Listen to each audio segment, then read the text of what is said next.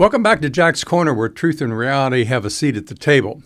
There is so much news today that I really want to cover, but I only have a limited amount of time, so I want to do what I call my drive-by remarks on various headlines in the news that we've had over the last week. So let's get started. The first one is Atlanta Magazine's Laureen Powell, who called Charlie Kirk the right's George Floyd. This is outrageous, as are all who are on the left. Remember, George Floyd was that black man in Minneapolis who was a career criminal who was high on drugs at the time of his death, and the left used his death as an excuse to burn down parts of cities across this country. It doesn't take much for them to find an excuse to start burning and destroying things. Not to mention an excuse to lie to you constantly. Also, don't forget that leftist Democrat leaders in those cities stood down and let them burn, like in Portland. To compare the likes of Floyd with Charlie Kirk is not only outrageous, but typical of the left who try to fool you with moral equivalences. And that's an important term that you need to learn about. Here's how dissimilar Floyd and Kirk are. Floyd committing crimes all the way up to his death is, if you believe the Bible, and I do, is burning in hell for all of his unrepentant sins and crimes. Kirk is in paradise. He had tens of millions of followers, and over 100 million have signed up since his death because of the message of love and peace that he preached and the good news of Jesus Christ and his patriotic pro-American stance. I want to point this out to you to help you more quickly filter through the crap thrown your way by the left and their propagandists in the media, just like the devil wanted to be like God and was resentful and rebelled and was kicked out of heaven. Well, so is the left of what they perceive to be the right. They need to be kicked out of the public square because while there is a right to free speech, there is no right for lying. Here's one more correction you need to make between your ears. There is no right and left. This is another narrative of the left we have to change. The left came up with this so as to create what I called earlier the moral equivalency argument, a red herring, which means to distract from the core issue. They want to prey upon your sense of justice, and if they can, make you think there are two sides to the story and that both are bad, then that opens the gates for them to run rampant as they have, destroying everything in their path. When the left refers to their made-up right, they are really referring to God-fearing, Bible-believing, patriotic, common-sense Americans. They can't stand you because you are everything they are not, and you have an enviable destiny that they do not have. They stand for everything that God hates. So let's go to the next item here in the news. Here's a quick drive-by regarding Netflix's featuring a non-binary baby cow in a show for small children. Yes, it is insane, but again, those on the left and most in corporate America today are morally rudderless. If ever there was a case against capitalism, it would be those who have matriculated into leadership of some of the largest companies in the country who are amoral. Their God is the dollar and their multi-million-dollar retirement packages. This has to change, but that's beside the point. What else can you expect when the likes of Susan Rice, who was Obama's national security advisor, both of which were communists to the core, was on the board of directors of Netflix after Obama left office? Again, another rotten apple in the barrel. These people must be identified and prevented from any further influence or authority in this country. We just keep tolerating them, and I talk about this more and more all the time, and I said it in my book, America's Systemic Psychosis, how there is a toxic tolerance on the right side, the good side, Christians, Republicans, conservatives. They have this toxic tolerance for what is bad and wrong, and it's all concentrated in the left. This last weekend, I was at a birthday gathering and was asked very innocently by somebody about the backlash against Netflix by a friendly source, not knowing there were two female libs that overheard my response of how disgusting it was that Netflix was pushing the transgender thing even further and was promoting now a non-binary cow. One of the female guests who fit the description of the Netflix cow said, well, they are only following the market. No, folks, Netflix is trying to create the market. The other female guest said, well, everyone knows a cow is female. Well, once again, the response is, not children, and that is who is in the crosshairs of the demons that are in charge of Netflix. I pushed back on this insane thinking of the two women at the party, and frankly, folks, I don't care where I am if someone says something that is that stupid and wants to spread a lie. I'm pushing back. I don't care how uncomfortable it may make others at the occasion. Truth never takes a back seat. Now, here's a non-political observation for you, and maybe just my personal preference, but I'm so sick and tired of hearing about Taylor Swift. I find nothing redeeming of this self-absorbed corporate creation. Now, some of you might say, well, she does have a very good voice and music. And to that, I would refer you to all the other talent in the voices that you've heard on America's Got Talent. There are some really great people out there that have great talent that are far superior to Taylor Swift's. She just got lucky. She got the lucky breaks. Now, maybe she does beat out a 5 or so on the scale of 10, but barely in my estimation, and without all that stage makeup, you would never recognize her, and maybe Travis Kelce may not either on the day after the honeymoon. But Taylor Swift is 35 and the wrinkles are coming, baby, and who knows where the Grim Reaper is, but he is guaranteed for all of us. Folks, let's not worship flesh and bone in this world, much less Taylor Swift, as she has no pearls of wisdom or sage advice to give anyone. All right, now that's just a personal pet peeve of mine. I'm tired of hearing about her. She just seems to be this dandelion that keeps popping up that is an irritant, at least to me. Enjoy her music if you want, but I've found her opinions on life and politics is about as empty as the space between her ears. Now, here's another example of just how bad and malevolent the left is. Bad pennies keep popping up, and that's why you have to pay attention to the news, and particularly when a politician is doing a job interview with you, which means they're asking for your vote. For instance, the Black Virginia Democrat Attorney General candidate, Jay Jones, mused about shooting a former GOP politician, and this was caught via his text messages. Now, he's trying to distance himself from the text, saying it was just meant for someone else, but that is a real stretch. He even fantasized about what it would be like for a political opponent to be holding his dying child. Here's one of the important points to get across for this brief message, and that is there are black racists in this country, and they are all registered Democrats. Listen to how shrill they are, and at every chance they get, they talk about white supremacy, reparations, racism, and they have a whole slew of names to call you. And like the rest of the left, they have a violent rage in their hearts.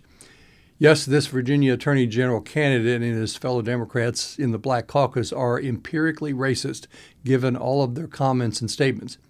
You will never see that in the likes of like a Thomas Sowell or a Larry Elder or a Clarence Thomas or so many others within the conservative ranks.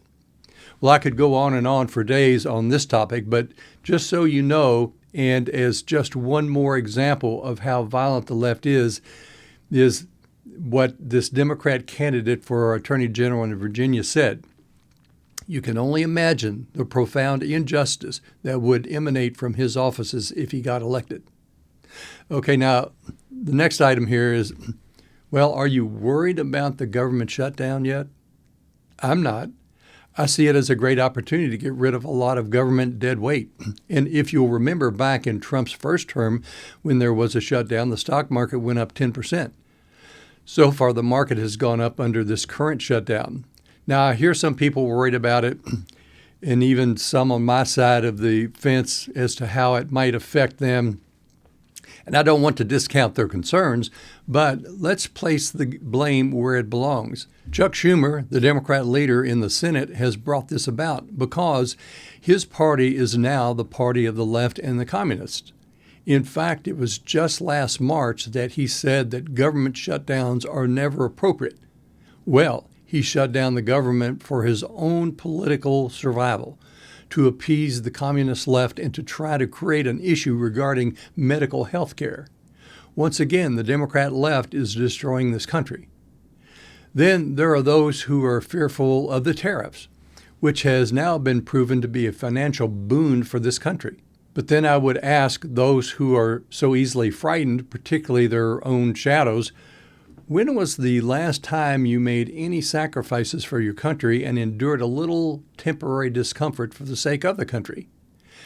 As for the shutdowns, this is purely driven by the Democrats who wanted to load up the national debt by another $1.5 trillion, upping inflation again, and to give free medical health care to illegal aliens, which they lied about until Speaker Johnson produced the proof and the written documents. I ask you to look at your checkbook and your calendar and show me where and when was the last time you made any sacrifices or contributions to protect our country from the radical left. Don't forget, it was the same leftist policies under Biden that collapsed the economy and gave us the highest inflation in 40 years.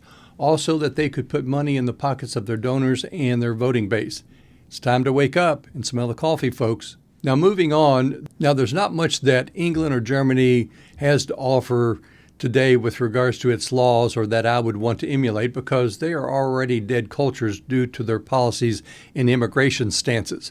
But there is one thing that we couldn't basically imitate that would essentially make the Democrat Party go silent, and that is they've outlawed the use of the word Nazi, and it carries with it penalties and jail time. Now, common sense Americans need to start resurrecting the slang term commie, which was short for communist. This was back in the 1950s. That slang term commie was meant to describe somebody that was a communist, and it is short for communist. As a descriptor for the Democrat left, since they label everyone else Nazis, it's time we start teaching our fellow citizens the horrors of communism and what it will do to them. Using this term more and more will cause many to investigate the true nature and murderous history of communism, which, by the way, you paid for professors to teach your children to admire. Now, here's some good news.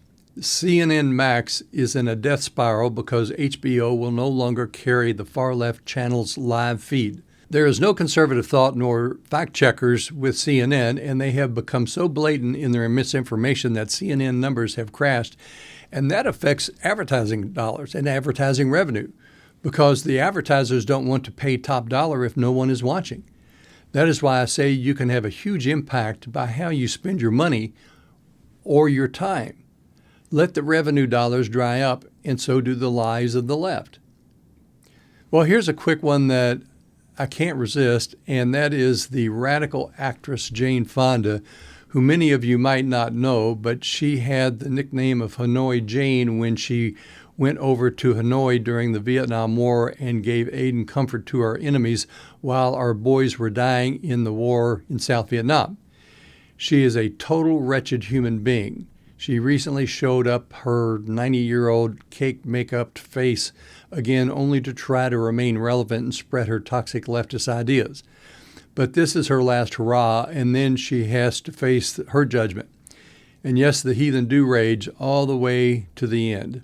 Okay, now here's another reason, and going back to the shutdown for a minute, I hope it goes a bit longer. President Trump met with Russ Vought, the Office of Management and Budget Director, who I was with in Washington, D.C. in a workshop a couple of weeks ago. And I took voluminous notes from that meeting, which I have previously posted to you in a previous podcast. And he was very impressive, and he had his finger on the pulse of America's budgetary problems, especially stemming from pet projects the Democrat left tries to pass to give to their donors and their constituents. He and Trump are working on implementing broad reductions to the federal bureaucracy during the shutdown, which Trump has every legal right to do. And some of those reductions can be permanent. This would be a great step forward as most government workers do nothing, are Democrats and paying homage to the party that placed them in those jobs in the first place. They are useless positions. Well, here's some more good news, and hopefully it will hold up under appeal, but a federal judge ruled against 2 sanctuary cities last week, allowing the president to move forward with denying funds to those jurisdictions that refuse to cooperate with ICE and deportation. As I have said elsewhere, sanctuary cities, which is a Democrat plot that they instituted during the Civil War, but on a statewide level, is meant to nullify the federal government and is the same as seceding from the Union and the state where they exist. My question is, why the hell wasn't this done 10 years ago? Now here's some more good news. Kash Patel, our patriotic FBI director, has cut ties with the left-wing partisan smear machine, the Southern Poverty Law Center, which typically is part of the radical left. They name things in a way that sounds good, but it has nothing to do with what its name suggests. That center has what it calls a hate map. And if you live in a red state or are a conservative, a Republican, a Christian, or just a good old red-blooded American, you are identified as a hater based upon this group. So here's a question for you. That group that the SPLC identifies as haters should be smart enough to know what a real hater is. So why has the SPLC not been targeted sooner than this? Once again, the right people have been a day late and a dollar short in doing the things that they needed to do to protect their freedoms and their liberty. Let's not miss this opportunity and sit down and write down what you're going to do this week. Everybody needs to be engaged, and it's all hands on deck. Now, I can't pass this next one up without comment, as I've had to endure this person's sophistry for way too long. She delivers defeat on a silver tea platter. Peggy Noonan. You might be asking, well, who the hell is she? Well, if you do, that's good, and that's a good start. But I know who she is, and I thank God that most of you don't. Noonan is a self-described conservative columnist and an author for Wall Street Journal and former speechwriter for Ronald Reagan. But don't rely upon her for any good sage advice, and particularly conservative advice. As far as I'm concerned, she is no better than a double agent. Recently, she said that our Secretary of War, Pete Hegseth, was an embarrassment. And she went on in part to say, and this is a quote, "When you are driven by a sense of urgency, you must still try to act like a normal person, normal in your comportment, which means sober, judicious, not like some pumped-up drama queen who makes everything more jarring and fevered and who comes across as a living answer to the question, what would it look like if Captain Quigg took Adderall?" Well, Peggy, you could probably use some Adderall yourself. Since the Reagan days, I've known you to be a tea-sipping, little stuck-out finger, stuck-up, narcissistic, and sanctimonious ass parading around as someone of high intellect who had all the answers to the country's problem. Yet, look at the mess that we have and what you have created and what is happening in the country today. You have always been more interested in your elitist reputation than delivering sound advice in a decaying and dangerous world. All you have done is sit at the other end of a pen and apply your skills at sophistry, detracting from reality. Well, at 75, you're fighting your own irrelevance and soon to be forgotten, having no relevance or accomplishment other than shooting from the sidelines. Thank God we have a brave hero and battle-tested man as Secretary of War, Pete Hegseth, as opposed to those cross-dressing transgender and DEI-loving generals under Biden who couldn't break up a street fight. Now that queer lovers in our military are gone, we just might be able to win a war with China if it ever came to that. As for you, Peggy, you have had little impact upon the national scene in the last 10 years. Sorry that the common folk interrupted and disturbed your aristocratic tea party. It may just end up saving you from having to speak Mandarin. Now, here's a question that I bet you have never heard an answer to, particularly from the Democrats. Why is it that every ghetto in this country is run by a Democrat? All major cities in this country are run by Democrats and have been for 50 years. Why? The cities are crime-ridden and crumbling. The city leaders act like they are independent enclaves from the states wherein they are located, as well as the United States. How can this be? Where have the legislators and legislatures in our states been? Where has the Supreme Courts in those states and the U.S. Supreme Court been? in not ruling that the cities are not and cannot be independent governing bodies making laws that contravene state and federal law. It's time to demand some action and accountability of our legislators and to pass laws stripping cities of independent rule and for lawsuits to be brought before the Supreme Court such that cities cannot act like the old Confederacy and secede from the governance of the state where they are located, or from the federal government for that matter. So again, I say, show me a ghetto and I will show you a Democrat-ruled area. Now, sorry, but I have to go back to the shutdown again just for a moment to give you a little bit more perspective.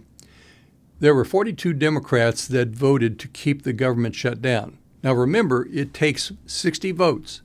All Republicans voted to keep the government open, of course, except one, Senator Rand Paul of Kentucky. To my friend for whom I've carried much water over the years, this is a very, very bad look for Kentucky and an even worse look for you, Rand. To be the only Republican and then siding with the Democrat left who would not spit on you if you were on fire is really, really a bad look, Rand.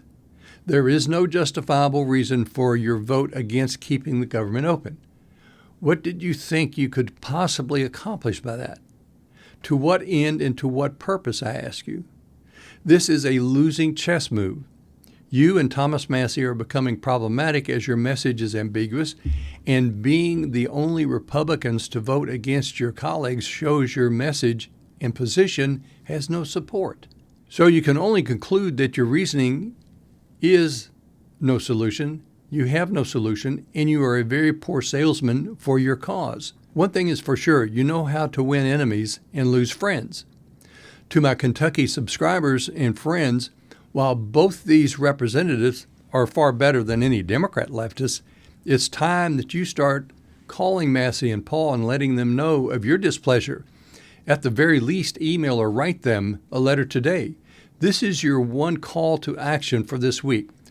Tell them to get on board and start supporting your team or lose your vote. It's just that simple.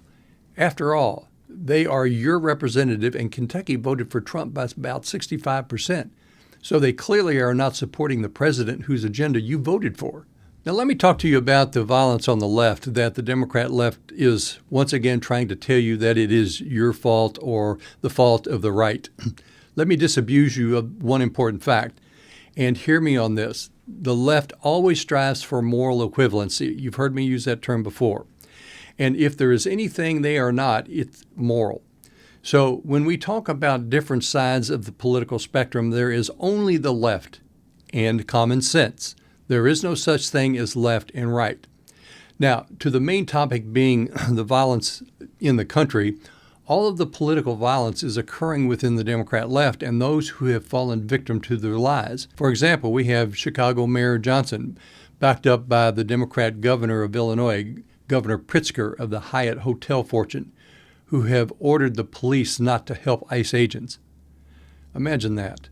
Chicago is one of the crime capitals in the country, with violence and shootings every day. Then we have the closest thing to a physical manifestation of an antichrist in the governor of California, Gavin Newsom, who pushed and signed the law making it illegal for ICE agents to wear masks. Remember, they made you wear masks during COVID, but now for law enforcement, they're saying they can't wear masks to protect their identity and to protect their families. The sole purpose of this was for the obvious intent of bringing harm to ICE agents who are simply upholding the laws of this country. Were I the Attorney General of this country, I would be bringing federal charges and indictments against Newsom and Pritzker for obstructing justice and impeding federal law and federal law enforcement. And I'm hoping that that might still just happen. Just think about how corrupt and nasty it is of Governor Newsom to want to bring harm to the federal enforcement agents in ICE. He is truly a wicked man. He's one of the most wicked men, and I've watched him for years. And you can see it in his face, his movements, and everything that he's ever supported. Then, of course, we know of the two times that the left has tried to assassinate Trump. They tried to assassinate Justice Kavanaugh. And a Biden federal judge only gave that attempted assassin 8 years. And of all things, She considered this guy's recent transgender change as a condition for lessening his sentence. These people are psychotic, folks. These people are mentally ill, and they're a danger to you, your family, in this country. Folks, I tell you these things and will continue to do so because the left is mentally ill and dangerous in all that they say, think, and do. Then, of course, as I already mentioned, we have the Virginia Attorney General candidate, the Democrat Attorney General candidate in Virginia, who fantasized about shooting a Republican and was so foolish to post it. The outrage has spread, calling for his dropping out of the race. Now, yes, he was foolish to post it, but something like that, is deep down in his heart.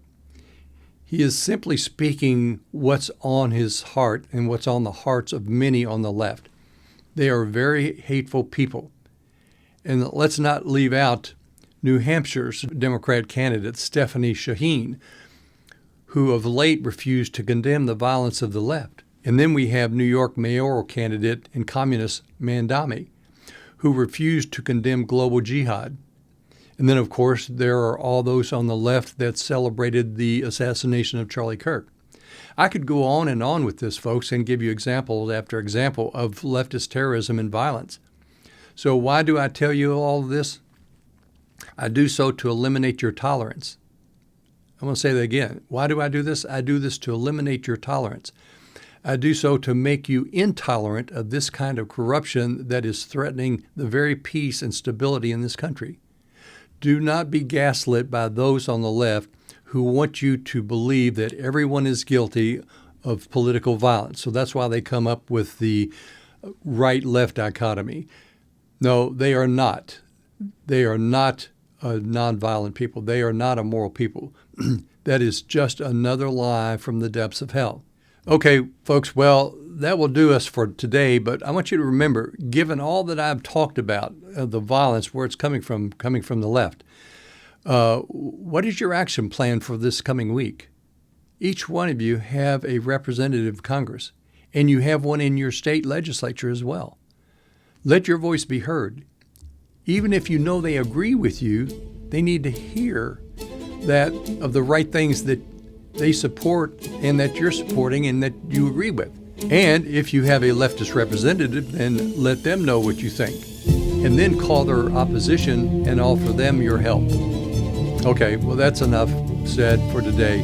I'm Jack Richardson for Jack's Corner.